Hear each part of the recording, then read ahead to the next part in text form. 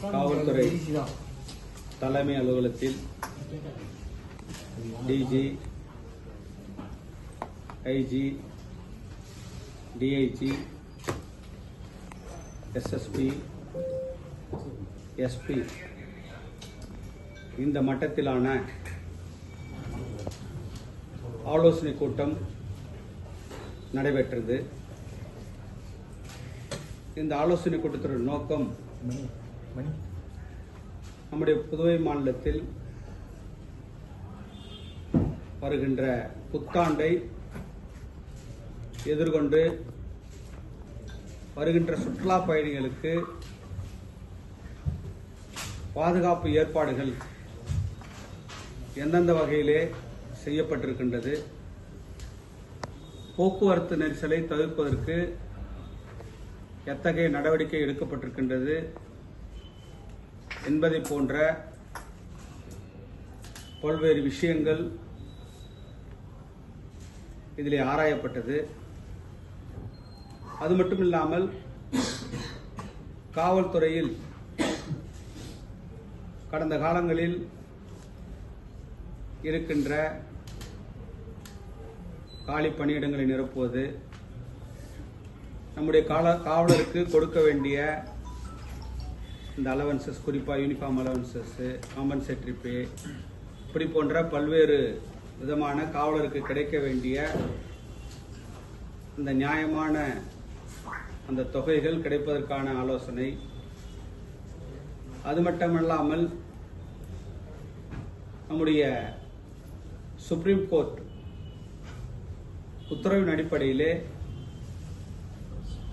பொதுமக்கள், வாகனங்களில் செல்கின்ற பொதுமக்கள், 2 சக்கர வாகனங்களில் செல்பவர்கள் தலைக்கவசம் அணிய வேண்டும் என்று அதனுடைய கோர்ட்டுடைய அந்த உத்தரவை அமுல்படுத்துவது போன்ற பல்வேறு விஷயங்கள் இந்த கூட்டத்திலே விவாதிக்கப்பட்டது.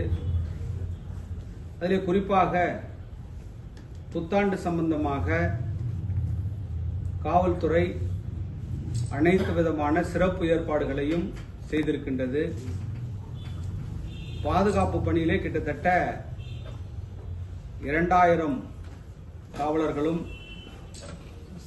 500 தன்னார்வலர்கள் உள்ளிட்ட மொத்தம் 2500 பேர் இந்த பாதுகாப்பு பணியிலே ஈடுபடுத்தப்பட இருக்கின்றார்கள். நம்முடைய புதுவை மாநிலத்தில் கிட்டத்தட்ட 10 இடங்களிலே வாகன நிறுத்தும் இடங்கள் கண்டறியப்பட்டு அந்த வாகன நிறுத்தும் இடங்களை அதை நம்முடைய அரசாங்கம் அறிவித்திருக்கின்றது. அது மட்டுமில்லாமல் அந்த குறிப்பிட்ட காலங்களுக்கு பிறகு நம்முடைய சுற்றுலா பயணிகள் பாதுகாப்பாக செல்வதற்குரிய ஏற்பாடுகளை செய்வதற்கான அனைத்து ஏற்பாடுகளும் இன்றைக்கு விரிவாக செய்யப்பட்டிருக்கின்றது. அதேபோல தலைக்கவசத்தை பொறுத்தவரையிலே மாண்புமிகு சுப்ரீம் கோர்ட் ஒரு சில உத்தரவை பிறப்பித்திருக்கின்றது. அந்த அடிப்படையிலே புதுவை மாநிலத்தில் ஒவ்வொரு ஆண்டும் 200 பேர் விபத்தின் காரணமாக உயிரிழக்க நேரிடுகின்ற ஒரு சூழல் இருக்கின்றது. எனவே பொதுமக்களுடைய நலன் கருதி அவர்களை உயிரை பாதுகாப்பதற்கான ஒரு தற்காப்பை பொதுமக்கள் கடைபிடிக்க வேண்டும் என்று நீதிமன்றம் கேட்டுக்கொண்டதன் அடிப்படையிலே வருகின்ற 11ஆம் தேதி மிகப்பெரிய ஒரு விழிப்புணர்வு பேரணி மாண்புமிகு துணைநிலை ஆளுநர், மாண்புமிகு முதலமைச்சர் கலந்து கொள்ளக்கூடிய அந்த விழிப்புணர்வு பேரணி நடத்தப்பட இருக்கின்றது. அதன் பிறகு 12ஆம் தேதியிலிருந்து கட்டாயமாக வாகன ஓட்டிகள், முதலிலே வாகனம் ஓட்டுபவர்கள் தலைக்கவசம் அணிய வேண்டும் என்று கேட்டுக்கொள்ளப்படுகிறார்கள். அதன் பிறகு கொஞ்ச நாட்களுக்கு பிறகு வாகனங்களே பின்னாலே அமர்ந்து செல்பவர்களும் அந்த தலைக்கவசம் அணிய வேண்டும் என்று நாம் காவல்துறை சார்பாக, அரசு சார்பாக புதுவை மாநில மக்களை நாங்கள் கேட்டுக்கொள்கின்றோம். குறிப்பாக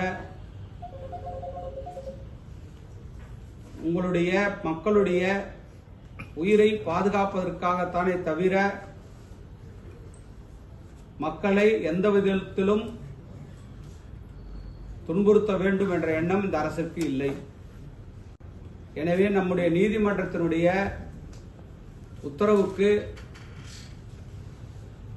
கட்டுப்பட வேண்டியது இந்திய குடிமகனாகிய ஒவ்வொருவருடைய கடமை. எனவே அதை நாம் அனைவரும் கடைபிடிக்க வேண்டும் என்று இருசக்கர வாகனங்கள் செல்பவர்கள் கடைபிடிக்க வேண்டும் என்று நாம் கேட்டுக்கொள்கின்றோம். இந்த புத்தாண்டை மக்கள் அமைதியான முறையிலும் எந்தவித அசம்பாவிதம் இல்லாமலும் இந்த புத்தாண்டை கொண்டாடுவதற்கு காவல்துறை அனைத்து விதமான ஏற்பாடுகளையும் செய்திருக்கின்றது.